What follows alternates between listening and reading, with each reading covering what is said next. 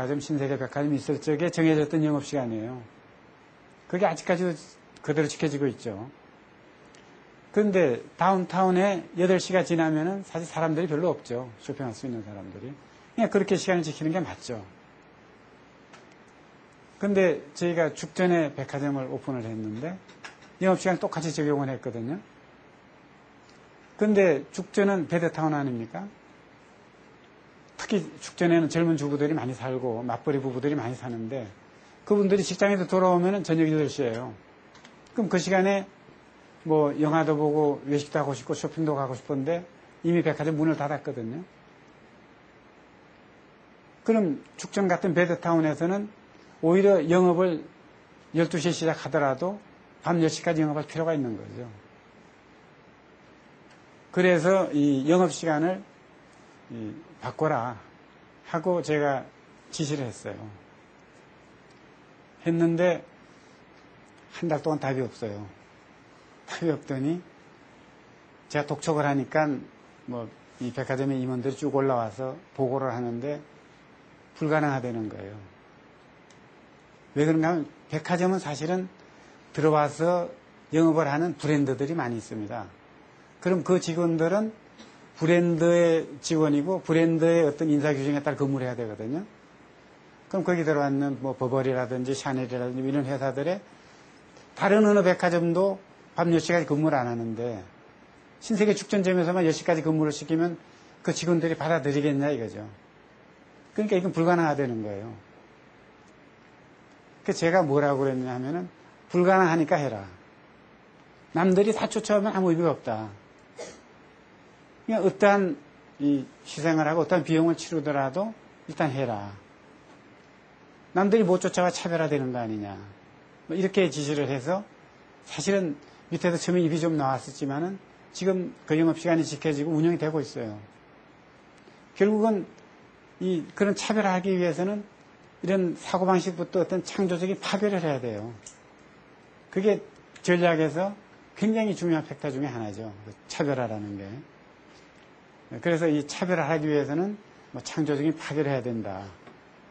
그 슈페터는 그 기업가가 차별화를 하기 위해서는 혁신을 해야 되고 창조적 파괴를 해야 되지만 기업가가 노리는 거는 독점적인 이윤이라고 그랬어요.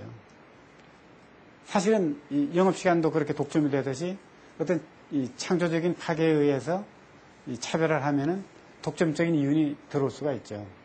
독점이라 그러면 다 나쁘게 생각하지만은 그런 것도 아니죠.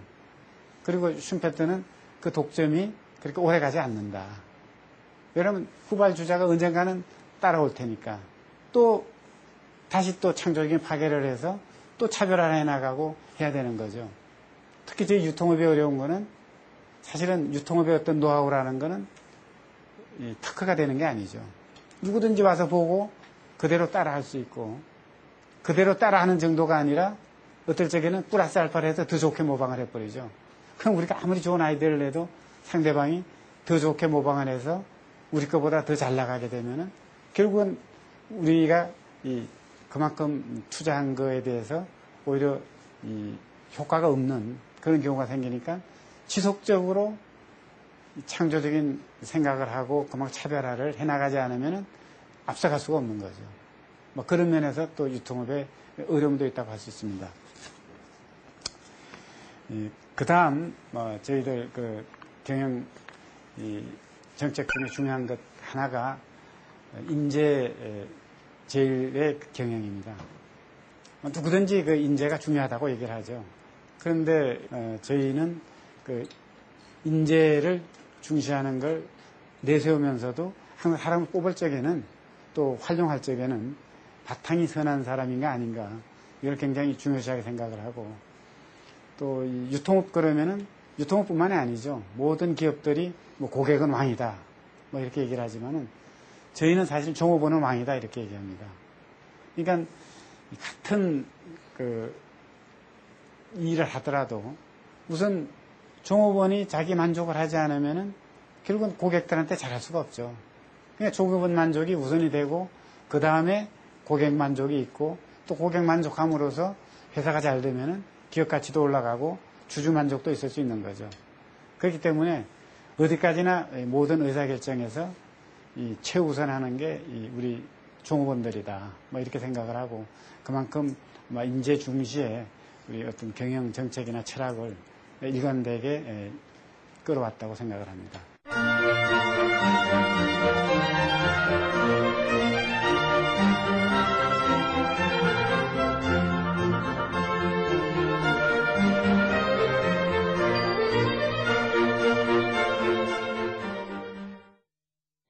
제가 궁금한 것은, 그러니까 윤리 경영이라는 게 당연히 인간이 해야 하는 그런 생각을 하고 있는데, 과연 그런 기업 성과에는 얼마나 영향을 미치는지, 혹은 윤리 경영이 성과를 나타내는데 수치가 측정할 수 있는지, 그 부분에 대해서 궁금합니다.